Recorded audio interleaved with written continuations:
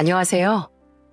까딱하면 가족 모두의 인생이 망가질 뻔한 아찔한 일을 겪은 60대 여자입니다. 60대 중반이 넘는 나이가 되어서야 깨달은 건 이 세상에서 가장 무서운 건 귀신도 아니고 돈도 아니고 으스스한 괴담도 아닌 바로 사람이라는 겁니다. 최근 저희 가족은 정말 다시 생각해도 기가 막히고 코가 막히고 손이 떨리는 일을 경험했는데요. 하마터면 제 딸의 인생이 망가지고 저희 가족의 삶조차 송두리째 와르르 무너져버릴 뻔한 이야기 지금부터 한번 해보도록 하겠습니다. 남편과 전 제가 20대 후반이 되던 즈음 친구의 소개를 통해 처음 만났어요. 지극히 평범한 집에서 사랑을 받고 대학까지 무난히 진학했던 저와는 달리 남편은 꽤 어려운 가정 환경에서 성장했어요. 가끔은 집에 쌀이 떨어져 끼니를 굶은 적이 있을 정도로 힘들게 살아왔지만 그럼에도 불구하고 정직한 부모님 밑에서 남 부끄러운 짓 하지 않고 성실하게 살아온 청년이었죠. 가난한 환경에도 굴하지 않고 본인의 힘으로 열심히 노력해 대기업까지 들어간 남편이 저는 참 대단하다고 느껴졌습니다. 저는 그런 남편과 3년을 만난 후 결혼을 하게 됐고 이후 3살 터울이 나는 딸 둘을 낳아 행복한 가정을 꾸릴 수 있었어요. 남편은 아무래도 대기업에 다니다 보니 바쁘기도 하고 잦은 야근을 하기도 했지만 그럼에도 아주 가정적인 사람이었습니다. 9시, 10시가 되어 지친 몸을 이끌고 들어와도 꼭 잠든 아이들 볼에 뽀뽀를 해주기도 하고 직장에 다니는 본인이 더 힘들 텐데도 꼭 제게 수고했다는 말을 건네주곤 했어요. 내가 빨리 퇴근해서 애들 돌보는 것도 좀 돕고 해야 되는데 미안해. 요즘 일이 많이 바빠서 오늘도 많이 힘들었지? 내 자식들 키우는 건데 힘들 게 뭐가 있어. 난 이렇게 늦게까지 일하고 다니는 당신이 더 걱정인걸? 주말엔 내가 쉬니까 옆에서 애들 돌보는 것도 돕고 또 집 청소랑 설거지, 빨래 같은 것도 도울게. 항상 고마워 여보. 항상 다정하고 속 깊고 저와 아이들밖에 모르는 남편. 그리고 티 없이 예쁘고 맑은 아이들까지. 저희 식구는 이렇게 아무런 문제 없이 행복하기만 했습니다. 작은 딸이 3살이 되기 전까지 말이죠. 저희 작은 딸은 큰 딸에 비해 말이 트이는 속도가 아주 느린 아이였습니다. 큰 딸은 4개월 정도가 지나고 나서부터 쉴 새 없이 옹알이를 시작한 반면 작은 딸은 옹알이는커녕 울지도 않고 하루 내내 조용히 있다 잠에 들곤 했어요. 민주가 또래 애들에 비해서 말이 느린 것 같다 큰일이네. 애들 크는 속도는 약간씩 차이가 있다더라. 그리고 말 늦게 튀는 애들이 나중엔 더 똑똑하다고 하더라고. 그러니까 걱정하지 말고 조금만 더 기다려보자. 그런데 작은 딸은 단순히 말만 느린 게 아니었어요. 이름을 아무리 불러도 단 한 번도 돌아보지 않았고 저희 부부와 눈을 마주치려고 하지도 않았습니다. 그래서 남편과 작은 딸의 상태에 대해 진지하게 대화를 나눈 다음 작은 딸을 데리고 근처 병원으로 향해 검사를 진행했습니다. 그리고 그곳에서 작은 딸은 충격적인 진단을 받게 됐어요. 따님은 현재 자폐 3급 정도의 수준입니다. 이름을 계속 불러도 대답을 하지 않고 눈을 마주치려고 해도 마주치지 않고 활동적이지도 않고 이게 다 자폐 스펙트럼 장애를 가지고 있는 아이들의 특징인데 대부분의 부모님들께선 우리 아이가 발달이 느린 걸로 생각하시고 병원으로 잘 오지 않으시는 경우가 많습니다. 자폐 3급이면 심각한 건가요? 자폐성 장애는 1급, 2급, 3급으로 나뉘어집니다. 민주양 같은 경우엔 3급이기 때문에 사회생활은 가능한 수준이지만 앞으로 살아가면서 사람들의 도움이 많이 필요할 거예요. 전혀 생각지도 못했던 자폐 진단에 저는 너무나도 혼란스러웠습니다. 마른 하늘에 날벼락을 맞은 것만 같은 기분이었죠. 제가 조금이라도 빨리 눈치를 챘더라면, 그래서 하루라도 빨리 병원에 데리고 왔더라면 달라질 수 있지 않았을까. 아니, 내가 건강하게 나아졌다면 이런 몹쓸 병 따윈 안 찾아오지 않았을까 생각하면서 홀로 자책을 하고 눈물을 흘리니 남편은 옆에서 절 꼭 안아주며 이렇게 말했습니다. 병이나 장애는 우리가 막는다고 해서 막아지는 게 아니잖아.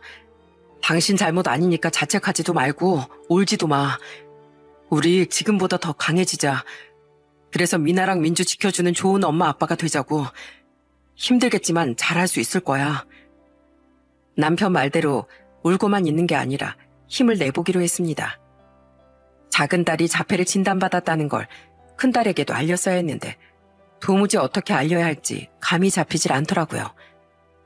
큰딸도 당시 6살의 어린아이였고 자폐가 뭔지도 모르고 누군가 아프다는 걸 제대로 이해나 할까 싶은 마음에 많은 고민이 들었습니다. 무엇보다 작은 딸이 태어났을 때 큰딸이 잘 되지도 않는 발음으로 엄마 동생 내가 재우고 싶어요. 엄마 나 동생한테 자장가 불러주고 싶어요. 이렇게 말을 하면서 살뜰하게 챙겼기에 괜히 충격을 받진 않을까 싶은 생각도 들어 걱정이 이만저만이 아니었어요. 그래서 그날 큰딸에게 조심스럽게 작은 딸의 상황에 대해 천천히 설명해 줬습니다. 미나야, 미나는 지금 이렇게 엄마랑 눈도 잘 마주치고 이렇게 대화도 하잖아. 그런데 민주는 미나처럼 이렇게 하는 게 힘들 거래. 가끔씩 멍하게 하늘을 쳐다본다거나 아니면 갑자기 아무 이유 없이 막 뛰어다닌다거나 그런 행동들을 보일 수 있어. 그러니까 만약에 민주가 그런 행동들을 보이면 놀라지 말고 민주를 꼭 안아주면서 토닥여줘. 미나 엄마 말 이해했어? 이해했어. 민주 내가 책임지고 잘 돌볼게. 난 민주의 하나밖에 없는 언니니까. 큰딸도 아직 어린아이인데 스스로 나서서 동생을 챙기겠다는 말을 하다니. 제 배에서 나온 자식이지만 참 잘 낳아놨다 싶은 생각이 절로 들더라고요. 그날 이후 큰딸은 작은 딸을 더 꼼꼼하게 챙기기 시작했어요. 가족끼리 밖으로 나가는 날이면 제일 먼저 나서서 작은 딸의 손을 꼭 잡아줬고 어느 날은 작은 딸을 앉혀놓고서 숫자 놀이를 하거나 혹은 글자 카드를 들고 와 낱말을 조합하면서 말을 가르쳐주기도 했어요. 자, 민주야. 이건 딸기라는 거고 이건 포도라는 거야. 이걸 통틀어서 과일이라고 불러. 딸기랑 포도는 과일인 거야. 알겠지? 자폐를 가진 아이들 특성상 원활한 소통이 힘든 게 사실이었지만 다행히도 작은 딸은 자폐의 정도가 심한 편이 아니었기에 꾸준한 언어치료와 저희 가족의 노력으로 아주 작게나마 소통이 가능해질 정도의 수준이 됐습니다. 저는 무엇보다도 이 상황을 아무렇지 않게 받아들이고 작은 딸을 위해주는 큰딸에게 너무 고마웠어요. 그래서 한날은 이렇게 물어본 적이 있었습니다. 미나야, 미나도 아직 어린데 민주 일일이 챙기는 거 힘들지 않아? 민주 내 동생인데 내가 아니면 누가 챙기겠어. 나 한 개도 안 힘들어, 엄마. 동생을 돌보는 게 한 개도 힘들지 않다며 해맑게 웃어 보이는 큰딸이 어찌나 예뻐 보이던지 이렇게 속 깊은 큰딸 덕분에 그나마 저희 부부는 마음을 놓을 수 있었습니다. 그 후 작은 딸은 일반 학교가 아닌 특수학교로 진학을 하게 됐어요. 혹시라도 일반 학교에 진학했다가 다른 친구들에게 실수라도 할까 싶은 마음에 내린 결정이었죠. 큰딸은 작은 딸이 특수학교로 진학을 한 뒤에도 여전히 작은 딸을 잘 챙겼습니다. 등교를 하는 시간은 같았기에 아침마다 둘이 손을 꼭 잡고 저와 함께 작은 딸이 버스를 타는 곳까지 바래다 주곤 했습니다. 자폐를 가진 아이의 부모로 살아간다는 건 사실 말처럼 쉬운 일이 아니었어요. 또래 아이들과는 다른 작은 딸을 볼 때마다 우리 아이도 또래처럼 저렇게 활발하게 뛰어놀고 말도 잘하는 아이였다면 얼마나 좋았을까 하는 생각을 여러 번 하기도 했었어요. 하지만 그럴 때마다 힘을 내면서 작은 딸을 위해 해줄 수 있는 건 다 해주기 위해 최선을 다해 노력했습니다. 작은 딸은 12년 동안 특수학교를 다니면서 그 어떤 문제도 일으키지 않고서 무사히 졸업을 할 수 있었어요. 그 사이 열심히 공부해서 좋은 대학에 들어간 큰딸은 작은 딸의 졸업식 날 찾아와 무척이나 커다란 꽃다발을 안겨주고 꼭 안아주면서 이렇게 말해줬습니다. 민주야, 그동안 학교 다닌다고 수고했어. 그리고 아무 탈 없이 이렇게 무사히 성인이 되어줘서 고마워. 박민주, 넌 최고야. 지금까지 잘해낸 만큼 앞으로도 잘 해낼 수 있을 거라고 믿어. 넌 세상 그 누구보다도 자랑스러운 내 동생이니까. 고생했다, 내 동생. 그리고 작은 딸은 특수학교를 졸업한과 동시에 학교와 연계되어 있는 동네의 작은 빵집에서 제빵사로 일을 하게 되었습니다. 특수학교에서 빵을 만드는 기술을 배우고 자격증을 취득해서 곧바로 취업을 할 수 있었던 거죠. 저희가 가장 감동을 받았던 건 그의 어버이날이었습니다. 그날 아침 벼랑간 큰딸이 저희에게 줄 것이 있다며 저희 부부를 소파에 앉혀놓고 작은 딸을 데리고 나와 선물을 주더라고요. 그런데 작은 딸이 수줍게 건넨 선물을 보고서 저희는 깜짝 놀랄 수밖에 없었습니다. 제게는 작은 화분 하나와 티셔츠 한 장을, 그리고 남편에겐 저와 똑같은 디자인의 티셔츠와 발가락 양말 한 켤레를 선물해줬거든요. 놀란 저희 부부의 표정을 보고 큰딸은 방긋 웃으며 이렇게 말했습니다. 이거 다 민주가 직접 고른 거야. 자기도 이제 월급 받으니까 부모님 선물 직접 사드리고 싶다고. 물론 내가 같이 가서 도와주긴 했지만. 민주야, 이거 엄마랑 아빠가 달아서 찢어질 때까지 입고 다닐게. 우리 작은 딸이 선물해 준 거니까 아끼지 말고 매일매일 입고 다녀야지. 너무 고마워. 자폐를 갖고 있던 아이, 과연 사회에 한 발짝이라도 내디딜 수 있을까? 속으로 불안해하며 전전긍긍했던 우리 부부의 아픈 손가락. 작은 딸은 이렇게 조금씩 나아지고 있었습니다. 어버이날이라고 본인의 월급을 사용해 선물도 해줄 줄 알고 일을 하면서 경제활동도 잘 해나가는 모습을 보니 이젠 조금 마음을 놓아도 되겠다 싶더라고요. 그로부터 3년이란 시간이 지나고 큰딸은 대학 졸업을 한 후 좋은 회사에 들어가 자리를 잡고 남편은 오랫동안 몸바쳐 일했던 회사에서 퇴직을 하게 됐어요. 긴 시간 동안 저와 아이들 하나만을 바라보면서 열심히 일한 남편에게 그동안 고생했다는 말을 하면서 꼭 안아줬고, 그날 저녁 식구들끼리 모여 조촐하게 남편의 퇴직 축하 파티를 했습니다. 그 자리에서 남편은 벼랑간 저희 식구들을 향해 이런 얘기를 꺼내더군요. 있잖아. 내가 언젠가 회사를 간두게 된다면 꼭 해보고 싶었던 게 있었어. 그게 뭔데? 내 이름 걸고 장사하는 거. 그게 젊었을 적부터 생각해왔던 내 인생 마지막 목표였어. 뭐? 장사? 예전부터 우리 회사 퇴직하신 분들 보니까 다들 나가서 고깃집도 차리고 조그맣게 카페도 하나 차리시고 하더라고. 그래서 그거 보면서 나도 언제가 이 회사를 떠나게 된다면 저런 걸 꼭 한번 해보고 싶다 생각했었지. 이젠 퇴직도 했겠다. 미나도 좋은 회사에 들어가 알아서 밥벌이 잘하고 있겠다. 민주도 빵집에서 문제없이 일을 열심히 하고 있고 이제 우리 노후도 어느 정도 준비를 해봐야 하지 않겠어? 당신 나랑 고깃집 한번 해보는 거 어때? 내 친구가 저기 시내에서 고깃집을 운영하고 있는데 생각보다 가게 사장으로 사는 게 힘든 모양이던데. 장사는 최소 3년은 봐야 하는 거랬어. 첫 오픈 땐 지인 장사고 나중에 6개월 뒤부터가 진짜 장사라고 하더라. 너흰 아빠 의견에 대해 어떻게 생각하냐? 난 찬성. 엄마, 아빠랑 같이 해봐. 하다가 뭐 쪽박을 쳐더라도 해보고 싶은 건 해보고 끝내는 게 낫지 않겠어? 남편과 큰딸의 말이 맞았습니다. 이제 아이들도 다 컸고 각자 알아서 제 입에 풀칠 정도는 하고 지내고 있으니 이전처럼 아이들 뒤를 쫓아다니며 챙겨줄 필요도 걱정도 없었어요. 그래서 전 남편의 말을 따르기로 하고 집 근처 손님들이 잘 드나들 수 있는 좋은 자리에 갈비집 하나를 차리게 됐습니다. 처음엔 남편 말대로 지인 장사로 매출을 올렸습니다. 다들 드문드문 생각이 날 때마다 찾아와 줬기 때문에 장사가 아주 잘 된다고 말하기도 부끄러운 수준이었어요. 하루에 많이 팔아봤자 20만 원에서 30만 원 정도의 수입만 나는 정도였고 점심시간 같이 사람들이 집중적으로 몰릴 때도 딱히 사람이 많이 오진 않았어요. 그래도 과하게 빚을 내지 않고 퇴직금의 일부를 투자해 이렇게 가게를 차려 운영할 수 있다는 것에 감사했어요.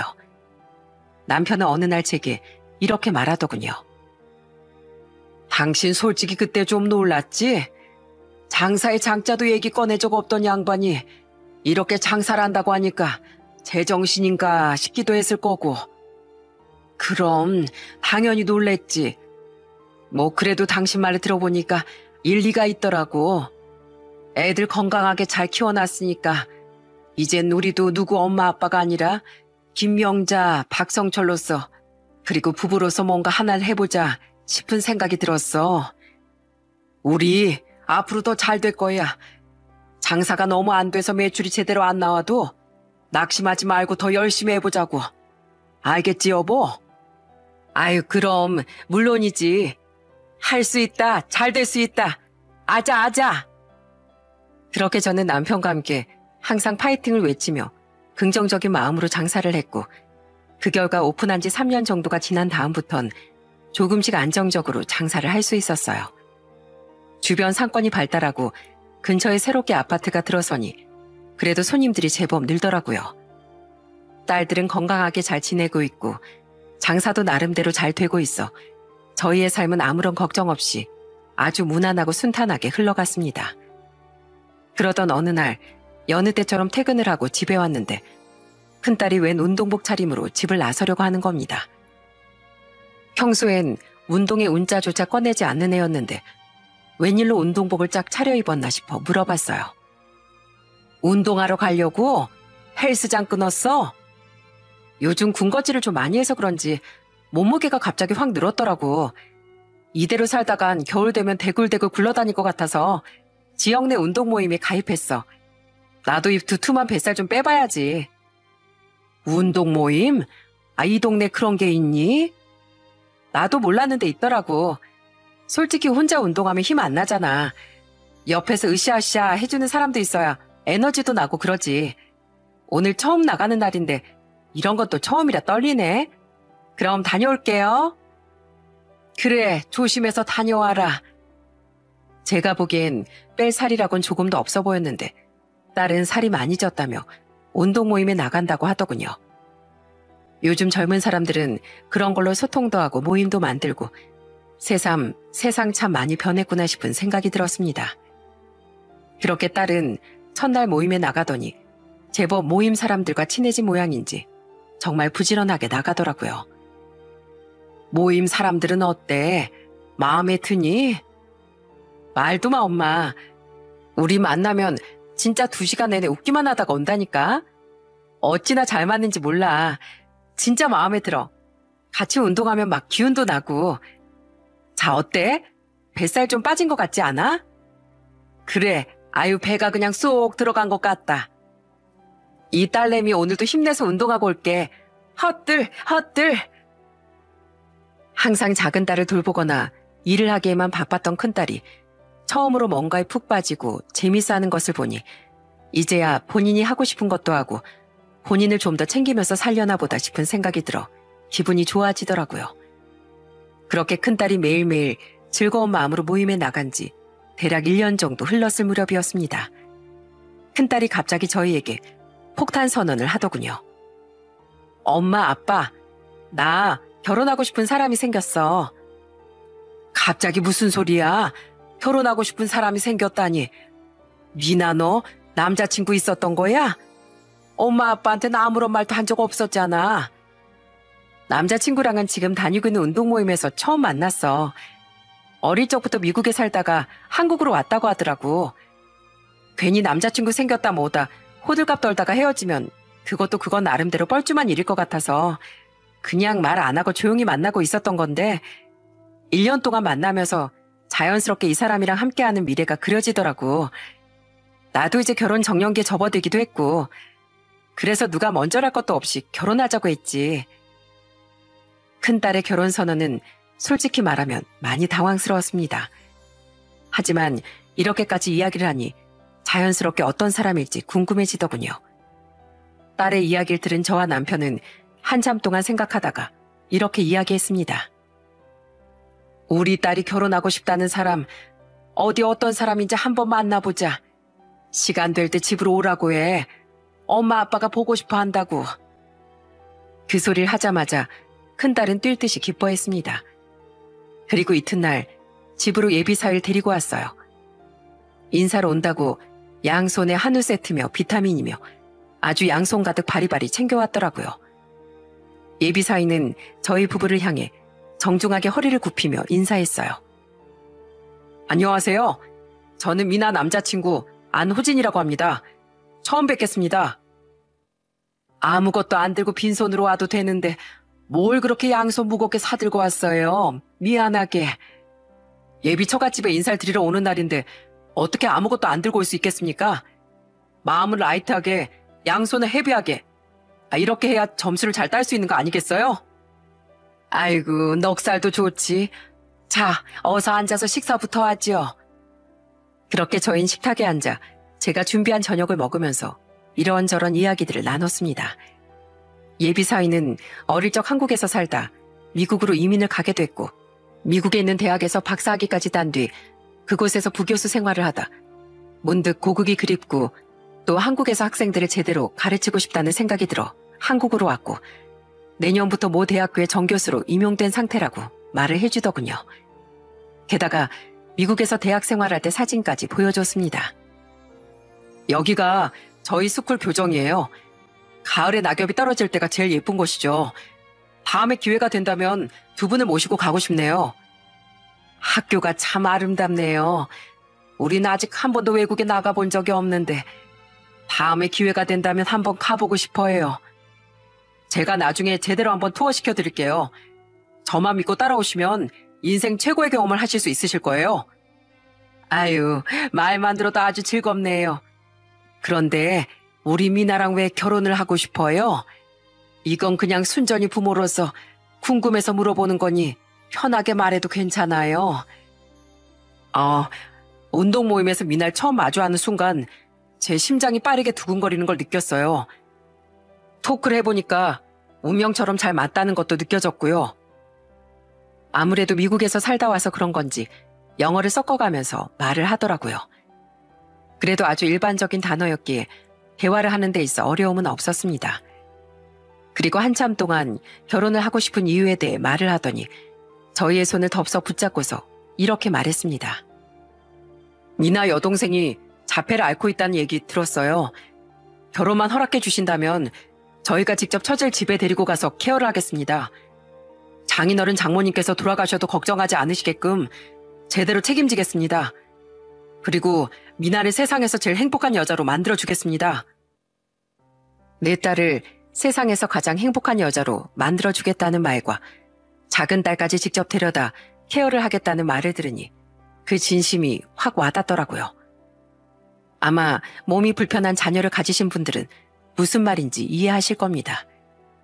이렇게까지 말을 하는데 결혼 허락을 안 해줄 이유가 있겠습니까? 그렇게 저희 부부는 큰딸의 결혼을 허락해줬어요. 미나야, 너도 그쪽 부모님께 인사드리고 왔니? 밖에서 뵀어. 일식집에서 만나 뵙고 인사드리고 식사하고 결혼 허락받고 그랬지. 날 되게 마음에 들어 하시더라고. 그랬어? 그거 정말 다행이네. 참 좋은 사람인 것 같구나. 성격도 밝고. 우리 딸 결혼 준비 야무지게 해야 한다. 알지? 모르는 거 있으면 엄마한테 다 물어보고. 알았어. 엄마 아빠 고마워요. 나 결혼 허락해줘서. 그 후 양가 상견례까지 별 문제 없이 진행됐습니다. 예비 사돈 되실 분들은 딱 보기만 해도 고상함과 고급스러움이 풀풀 묻어나는 분들이셨어요. 상견례까지 다 마치고 나니 그제서야 실감이 좀 나더라고요. 우리 딸이 정말 어른이 되어 둥지를 떠나는구나 하면서 괜히 기쁘기도 하고 섭섭한 마음도 들었습니다. 그리고 예비 사위는 저희에게 말했던 대로 작은 딸을 무척이나 살뜰하게 잘 챙겨줬어요. 마치 친동생처럼 말이죠. 처제, 이게 뭔지 알아? 미국에서 한정판으로 파는 팔찌인데 이거 처제한테 선물해 주려고 사서 들고 왔어. 팔목 이리 줘봐. 우와, 예쁘다, 예뻐. 앞으로 이 액세서리 보면서 항상 형부가 준 거다 하고 생각하고 다녀야 돼. 예비 사위 덕분에 저희 집은 웃음이 끊일 날이 없었습니다. 그리고 처음 인사를 오던 날 저희에게 했던 말처럼 저희 부부에게도 기가 막히게 잘하더군요. 어느 날은 기념일도 아니고 그냥 평범한 주말이었을 뿐인데 갑자기 집으로 찾아와선 저와 남편에게 각각 선물을 안겨주는 겁니다. 남편에겐 한눈에 보기에도 고급져 보이는 위스키를, 그리고 제게는 비싼 브랜드의 립스틱과 향수를 선물해줬어요. 아니, 이거 구하기도 힘든 엄청 비싼 위스키 아니야? 미국에 사는 친구가 저 먹으라고 구해다 준 건데 장인어른 생각이 나서요. 위스키 좋아하세요? 당연한 소릴. 이런 술은 없어서 못 먹지. 장모님 건 며칠 전에 백화점에 들릴 일이 있어서 갔다가 장모님이 쓰시면 좋을 것 같아서 한번 준비해봤어요. 향수랑 립스틱 둘 다 중년 여성분들이 좋아하는 제품으로 준비했어요. 아이고, 난 이런 거 한 번도 안 써봤는데 자네 돈을 너무 많이 쓴 거 아니야? 앞으로 가족이 되면 이것보다 더 좋은 것도 많이 선물해 드릴 거예요. 저희 부모님도 항상 그러셨거든요. 다른 데 쓰는 돈은 아낀다고 하더라도 가족을 위한 돈은 절대로 아끼지 말라고. 꼭 이거 다를 때까지 쓰셔야 합니다, 장모님. 아셨죠? 그래, 알겠어. 친구들이랑 모임 나가거나 놀러 갈 때마다 우리 예비사이가 사준 거라고 자랑하면서 잘 바르고 뿌리고 다닐게. 그런데 장모님, 설거지 하시는 중이셨어요? 그렇다면 또 제가 가만히 있을 수 없죠. 아유, 아니야. 다 했어. 자네가 손댈 건 아무것도 없네. 남은 것도 내가 마무리하면 돼. 장모님은 저기 소파에 앉으셔서 편히 TV나 보고 계세요. 제가 그릇에서 얼굴이 비칠 정도로 아주 반질반질하게 설거지 마무리 잘 해놓겠습니다. 가족을 위해 쓰는 돈은 조금도 아깝지 않다고 말하며 저희 가족을 위해 뭐든 해주려고 했고, 집에 올 때마다 가만히 앉아있는 일 없이 밥상 차리는 걸 도와주거나 설거지를 도와주기도 했던 예비사위. 저와 남편은 그런 예비사위가 마냥 예쁘기만 했어요. 사위를 넘어 아들 같은 모습을 보이니 누구라도 예뻐할 수밖에 없는 사람이었죠. 그리고 큰딸은 웨딩 촬영에 청첩장 준비에 아주 정신이 없었습니다. 어느 날은 청첩장에 쓸 사진을 저희한테 골라달라고 하기에 얼굴도 정면으로 보이고 제일 예쁘게 찍힌 사진을 골라줬어요. 그 사진을 고른 것이 저희 부부의 인생에 있어 가장 잘한 행동이었음을 깨닫게 된 건 친구들에게 그 청첩장을 나눠주던 날이었습니다. 그날은 딸 결혼식을 딱 2주 정도 앞둔 갯날이었어요. 저는 친구들에게 밥을 사주겠다며 고급진 한정식 집으로 친구들을 불렀고, 친구들은 오래 살고 볼 일이라며 살다 보니 제 지갑이 열리는 날도 온다면서 장난을 치더라고요. 그리고 즐겁게 식사를 하던 도중에 가방에서 청첩장을 꺼내 친구들에게 나눠줬어요. 우리 미나 드디어 결혼해. 우리 예비 사이가 교수래, 교수. 미국에서 살다가 한국으로 왔고 내년부터 저기 옆 동네에 있는 대학에서 정교수로 수업 들어갈 거래. 어머나, 김명자 인생 아주 폈네, 폈어.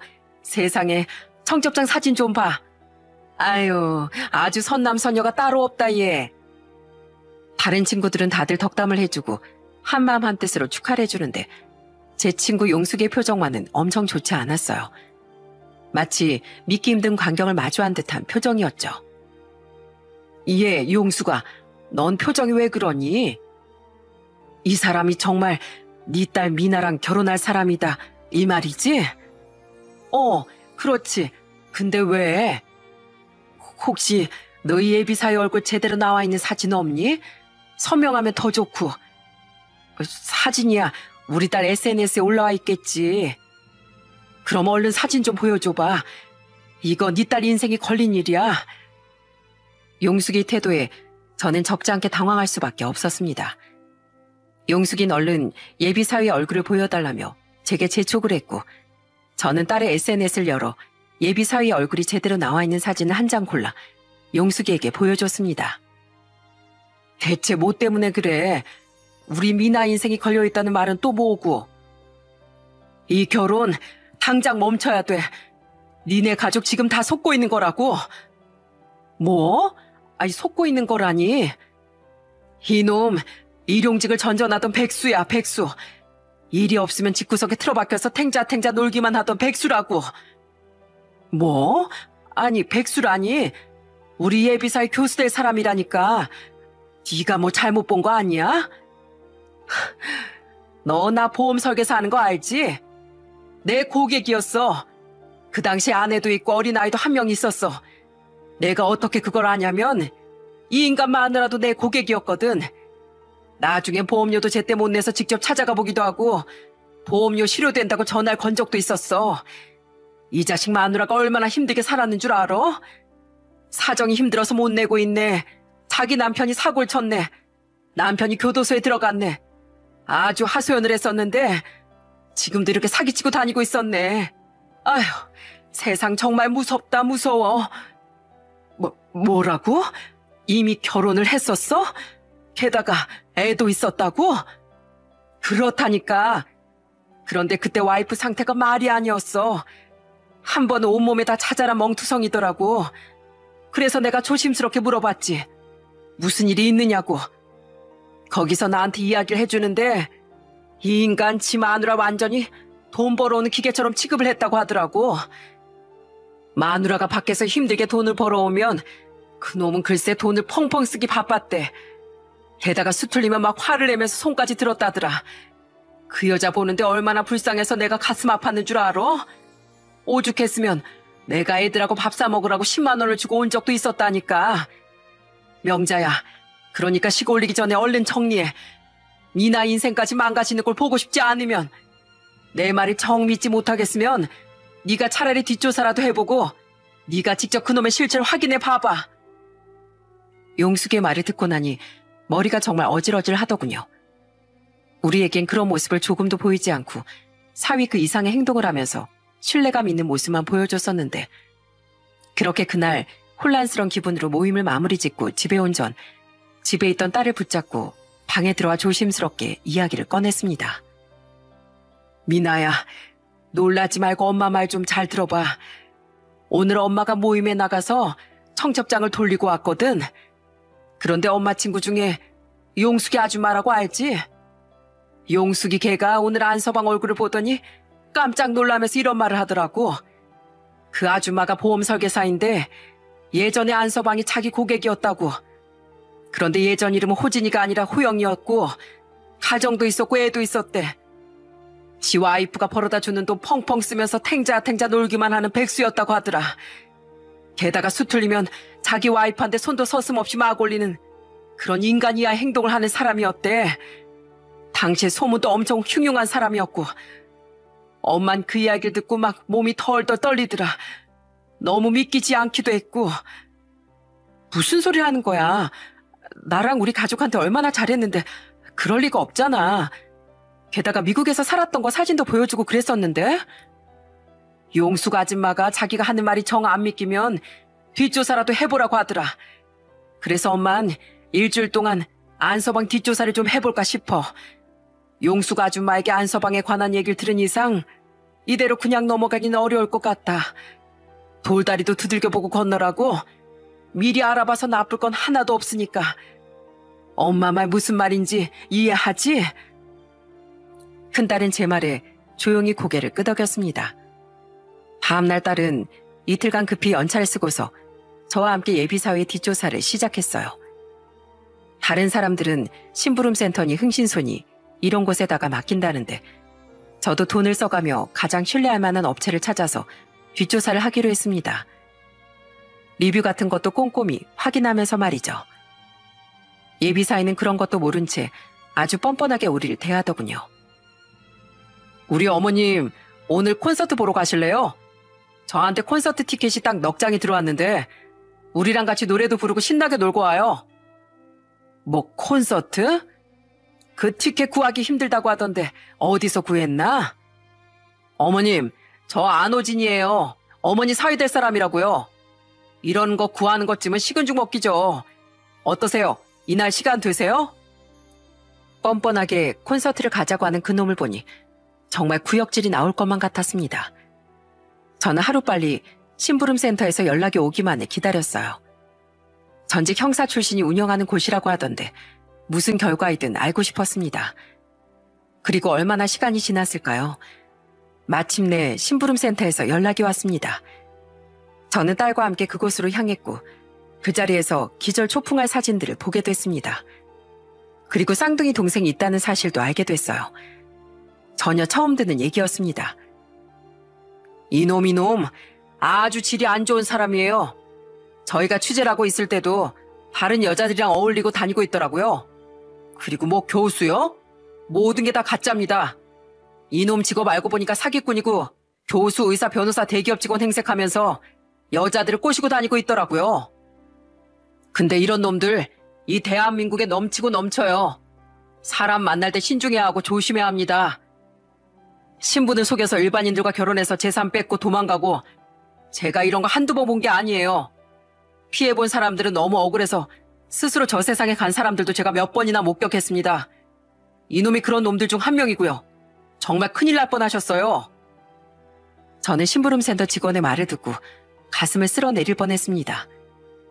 내 딸은 이런 일을 절대 당하지 않을 줄 알았는데 정말 세상이 무서워졌다고 생각했어요. 그럼 쌍둥이 동생이 있다는 말은 무슨 말이죠? 네, 이름은 안호진이라고 쌍둥이 동생이 있더라고요. 그놈 이름은 안호영이었고요. 아마도 자기 신분으로 다니면 범죄자인 게 들통나니까 자기 동생 명의로 신분 세탁을 해서 지금까지 다닌 모양이더라고요. 자, 여기 주소입니다. 한번 찾아가 보시죠. 저희는 그 주소를 받아들고 그곳으로 향했습니다. 어떻게 사람을 이렇게 깜짝같이 속일 수 있는 건지. 이놈은 자기 정체가 들통날까봐 그동안 동생 신분으로 살아왔던 거였어요. 쌍둥이 동생이 산다는 오피스텔로 갔더니 초인종을 누르니 응답이 없더라고요. 그래서 안에 아무도 없나 하고 그곳에서 2시간 정도 기다렸습니다. 그랬더니 저 멀리서 한 사람이 걸어오고 있더군요. 심장이 막 떨려오기 시작했습니다. 안녕하세요. 혹시 안호진 씨 되시나요? 네, 제가 안호진 맞습니다. 혹시 우리 형이 또 사고를 쳤나요? 전 안호진 씨의 말을 듣고 깜짝 놀라고 말았습니다. 첫 마디가 우리 형 사고 쳤나요? 였으니까요.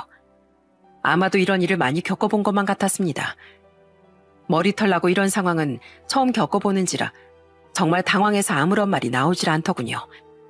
대한민국은 뉴스에 나올 정도로 강력한 범죄가 아닌 이상 신분을 세탁하고 다닌다고 하더라도 잡히지 않는 것 같았습니다. 쌍둥이 동생의 신분으로 세탁하고서 아무렇지 않게 저희 가족에게 접근한 그놈의 치밀함에 소름이 끼칠 지경이었어요. 저희가 한동안 아무런 말도 하지 않고서 가만히 있자 호진 씨는 천천히 말을 이어나가기 시작했습니다. 사실 저희 형제는 부모님이 안 계십니다. 그래서 어릴 적부터 둘이서 의지하면서 살았어요. 형은 생계를 위해서 어렸을 때부터 도둑질이나 거짓말을 일삼으면서 돈을 벌고 다녔고요. 형이 저희 집의 유일한 기둥이었기에 형의 행동이 잘못된 거라는 걸 인지하고 있었어도 쉽게 막을 수가 없었어요. 결혼을 했던 것도 사실입니다. 전 형수님이 일해서 벌어다 주신 돈으로 유흥을 즐기고 살았던 것도 맞고요. 결국 형수님이랑은 이혼을 하게 됐고 위자료에 양육비에 줄줄이 돈 나갈 일만 생기니까 형은 더욱 대담하게 사기를 치고 다니기 시작했어요. 그리고 결국엔 덜미가 잡혀 징역살이를 하게 됐고요. 그리고 출소 후에 형이 저한테 눈물을 흘리면서 말을 하더라고요. 자기가 정말 사람답게 살아보고 싶은데 전과가 있어서 뭘 하려고 해도 할 수가 없다고. 제발 한 번만 도와주면 이젠 다시 나쁜 짓 안 하고 사람답게 살아보겠다고. 그래서 전 형을 믿고 제 신분을 빌려줬던 거예요. 그랬더니 형한테 피해를 받은 피해자들이 절 찾아오기 시작하더군요. 그럼 부모님은 뭐예요? 분명 상견례 자리에 부모님이 나왔었는데. 대행 아르바이트를 구했을 겁니다. 요즘은 돈만 주면 하객 대행, 애인 대행, 부모님 대행 해주는 곳들이 많으니 아마 거기서 생판 처음 본 분들 연기시켜서 그 자리에 나갔을 겁니다. 모든 게 사실이었어요. 친구 말이 맞았던 거였습니다. 그놈 본명은 안호영이었고 사기 전과 오범에 폭력 전과도 있는 이 사회의 악 같은 존재였습니다. 정말 그때 친구들에게 제가 청첩장을 주지 않았더라면 그대로 당할 뻔했다고 생각하니 온몸에 소름이 돋기 시작하더군요. 안호진 씨는 본인도 피해자이고 형이 이렇게까지 인생을 막 살 거라고 생각을 못했다고 하더군요. 형 때문에 경찰서로 몇 번 불러다니고 회사에서도 잘리고 어려움을 겪고 있다고 했습니다. 아니 어떻게 동생 인생까지 망칠 수가 있어요? 이렇게 두고 보기만 하실 거예요? 부모님이 없어서 서로 의지하고 살았던 건 알겠는데 이대로 그냥 놔둔다면 호진 씨 물론이고 형도 또 괴물이 될 겁니다. 호진 씨도 책임이 있는 거라고요. 아주머니 말씀이 맞습니다. 제가 여태까지 잘못 생각했던 것 같아요.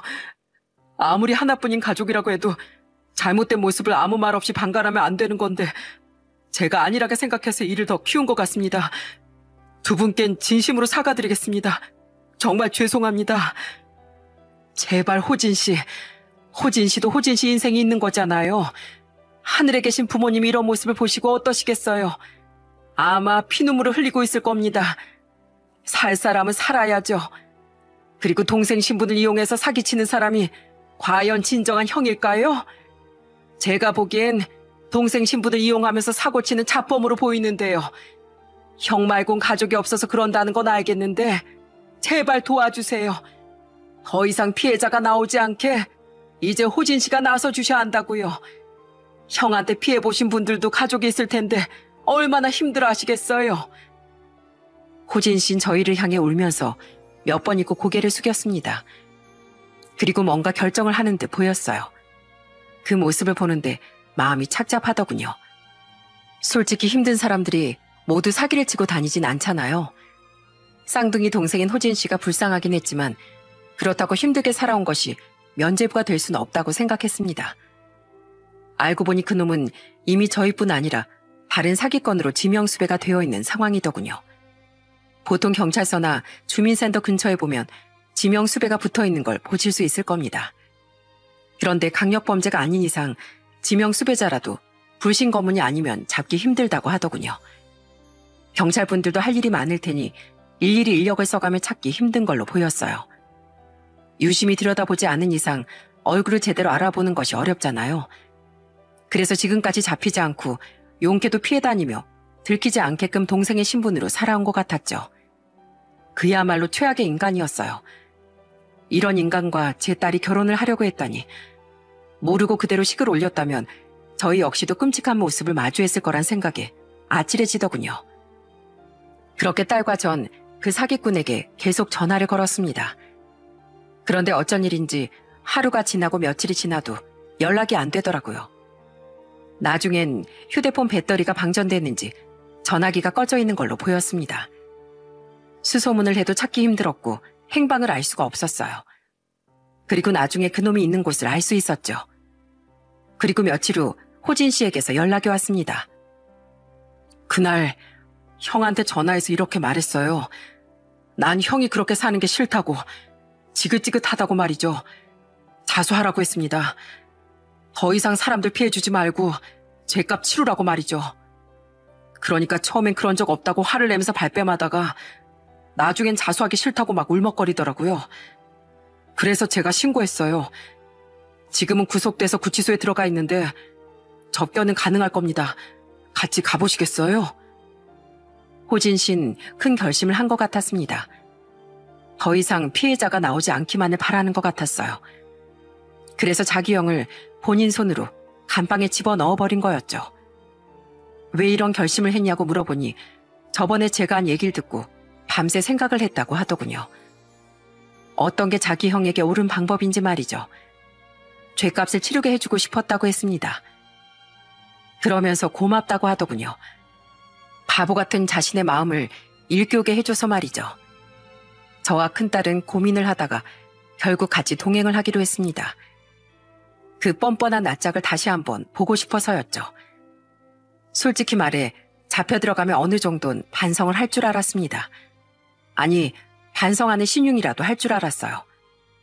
그런데 그놈은 아직도 정신을 못 차린 것 같더군요. 구치소에 면회를 하러 들어가자마자 제 딸의 얼굴을 보고 파리마냥 손을 싹싹 풀면서 뭐라고 했는지 아세요? 미나야, 나 너를 사랑하는 마음 하나만큼은 진심이었어. 교수니 뭐니 그런 건 다 거짓말이었긴 하지만 그래도 마음을 속인 적이 없어. 그러니까 네가 나 아무 잘못 없다는 이야기 좀 해주면 안 될까? 네가 법정에서 말만 잘해주면 될 것 같은데 탄원서 써주는 것도 좋으니까 나 가명 좀 받게 해주라. 너 나 말고 다른 사람들한테도 사기치고 다녀서 지명수배까지 되어 있었다면서? 나 너한테 속아서 사기 결혼할 뻔했어. 이 사실 모르고 그대로 혼인신고서에 도장이라도 찍었어봐. 너 같은 인간 때문에 내 인생 빠그러질 뻔한 거 생각하면 진짜 자다가도 이가 갈릴 정도야. 헛소리 짓거리지 말고 남 속여먹고 인생 다 망쳐놓은 죄값이나 단단히 치르고 나와, 이 역겨운 인간아. 그리고 그놈의 말 같지도 않은 비굴함과 처절함을 보고 있던 쌍둥이 동생인 호진 씨도 그놈을 향해 질린다는 표정을 지으며 한마디를 내뱉고 자리에서 일어섰습니다. 형은 끝까지 바닥을 보이는구나. 나의 사소한 기대조차 짓밟아버렸어, 형은. 형이 내 유일한 가족이니까 그래도 달라질 수 있겠지 생각하면서 놓지 못한, 형이 잘못하고 있는 걸 보고서도 제대로 잡아주지 못한 내가 밀어냈어.